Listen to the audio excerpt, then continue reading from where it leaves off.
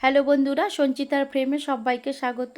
কাতলা মাছের মাথা দিয়ে মুগ ডালের মুড়ি ঘন্ট রেসিপি শেয়ার করব। মুগ ডালটাকে শুকনো অবস্থায় ভালো করে ভেজে নিয়েছি। এরপর ভালো করে ধুয়ে পরিমাণ মতন জল দিয়ে দিলাম, দিয়ে আমি ঢেকে 5 মিনিটের জন্য সেদ্ধ করে নেব। মুগ ডালটা খুব সুন্দরভাবে সেদ্ধ হয়ে গিয়েছে। এরপর আমি নামিয়ে রাখছি। গ্যাসের ওপরে প্যান বসিয়ে দিলাম। এরপর সরষের তেল দিয়ে দেব। সরষের তেল গরম হয়ে যাওয়ার পর মাছের মাথা দুটো দিয়ে দিলাম। মাছের মাথা দুটো আগে থেকে লবণ হলুদ মাখিয়ে রেখেছিলাম। এরপর মাছের মাথাগুলো খুব সুন্দর করে ভেজে নিয়েছি। ভেজে নেওয়ার পর তুলে নিচ্ছি। ওই তেলের মধ্যে তেজপাতা দিয়ে দিলাম একটা, দুটো শুকনো লঙ্কা, দারুচিনি, লবঙ্গ দিয়ে দিলাম। দিয়ে 1 মিনিটের মতন একটু নাড়াচাড়া করে নেব। খুব সুন্দর গন্ধ বেরিয়েছে। এরপরে জিরা ফোড়ন দিয়ে দিলাম, দিয়ে আবারও একটু নাড়াচাড়া করে নিচ্ছি।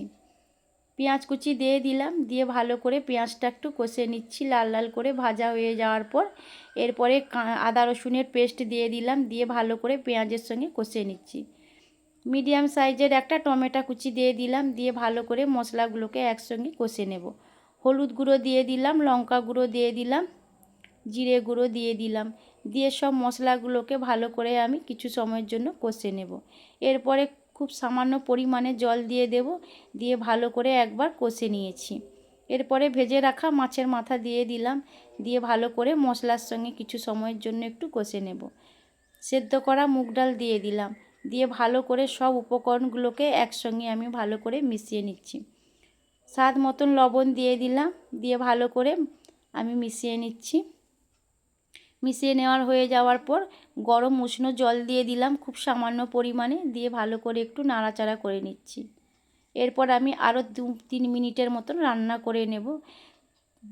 1 চামচ চিনি দিয়ে দিলাম টেস্ট বাড়ানোর জন্য। 1 চামচ গাওয়া ঘি দিয়ে দিলাম, দিয়ে ভালো করে আমি ডালের সঙ্গে মিশিয়ে নিচ্ছি। নামানোর আগে 1 চামচ গরম মশলা দিয়ে দিলাম, দিয়ে ভালো করে মিশিয়ে নিচ্ছি। রান্নাটা হয়ে গিয়েছে। ভিডিওটা ভালো লাগলে কমেন্ট করবেন, লাইক করবেন, শেয়ার করবেন। ভালো থাকবেন, সুস্থ থাকবেন।